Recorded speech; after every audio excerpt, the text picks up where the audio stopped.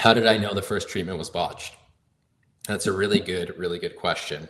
So I knew because I started out of frustration. I started teaching myself because I was still sick, right? So I mean, there's a lot of red flags looking back now, and I think that's the thing, right? It's like we only know what we know in the time, and even afterwards. And I have a lot of clients that, even myself, we deal with like, I would have known, and it becomes this really frustrating and very overbearing, kind of insurmountable kind of feeling of guilt, right? Because it's money, it's our health, it's our family's wealth and well-being, or not wealth, but well-being and overall health in general, especially we have children. So in my case, it was my children and me were both sick. My wife was actually doing okay. And yeah, they came in, we had a massive problem in our basement. All the boards, we had insulation all underneath where I'm standing right now.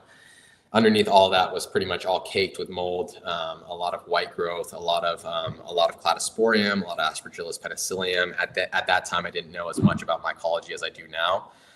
So I just kind of trusted them, right?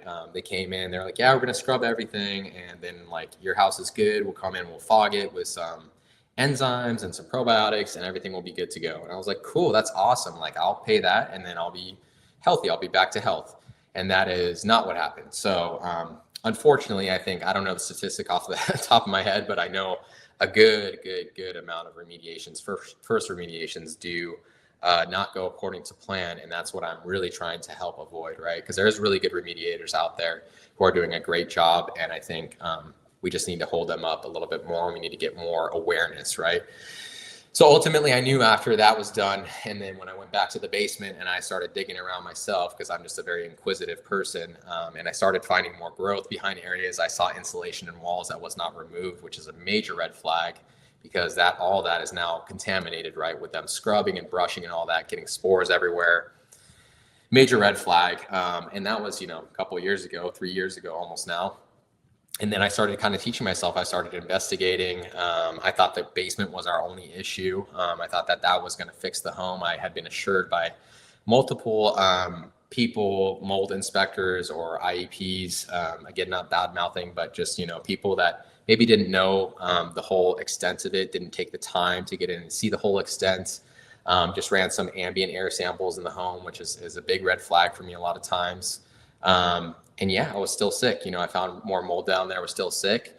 And then I kept investigating and started kind of teaching myself. And that's kind of when I started to find mold behind walls and doing wall cavity samples. And, then figured out that it was a way bigger issue than any sort of just manual scrubbing of some, joists in the basement and slight removal and fogging would take care of. So fogging is great. I'm not downing fogging or anything. There's some great ways to fog, but it's also not a catch-all, right? So if there's a remediator who's telling you, yeah, we're just going to come in and fog our product and the mold is going to die and everything's going to be good, right? We need to go back to the same sentiment that we don't want mold to die, right? As much as we hate it and we don't want it to be around and it's hurting us and it's attacking us a lot of times, or the mycotoxins, the MVOCs, the part that you can smell with your senses, those are hurting us a lot of times. We still don't want to kill it. We want to remove, right? So we need to really shift the focus of that whole industry back to removal. And I think people,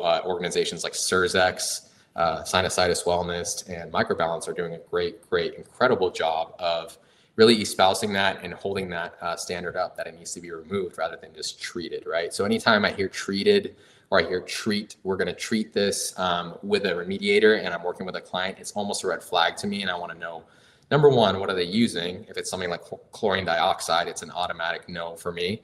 And that's not to say that it's not for everyone, but just as a building biologist, I don't prefer to put those sort of chemicals in my clients' homes that can perpetually off-gas, soak into materials that most of us have in our homes, like drywall. It'll stay in there with that chlorine smell. And we'll continue to off-gas. I've had people who are unable to move back into their homes after chlorine dioxide. So that's why we want to avoid some of those things. And instead, we want to opt for these amazing products from Microbalance that I use. I even put it in a spray bottle here for my gear and whatnot. And then a lot of their support for our health as well. I just got some beta glucans from them, from Catherine today. So amazing. But yeah, that's how hire someone who is able to guide you through the process, and preferably a building biologist, someone who can really look at it beforehand give you the plan, the protocol, and then help you test afterwards to hold that remediator to that standard. And that is exactly why I say a remediator should not be testing, and an IEP or building biologist should not be remediating. It should be one or the other, right? It's a conflict of interest, like going to school and grading your own test almost.